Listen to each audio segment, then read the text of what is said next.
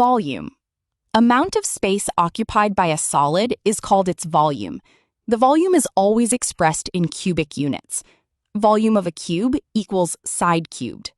Cuboid is a 3D shape. Volume of a cuboid equals length times breadth times height.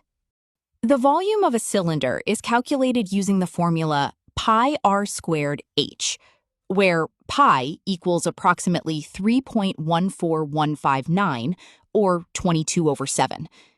R is the radius of the circular base. H is the height, or length, of the cylinder. The volume of a cone is exactly 1/3 the volume of a cylinder with the same radius and height, calculated using the formula 1/3 pi r squared h, where pi equals approximately 3.14159, or 22/7. R is the radius of the circular base.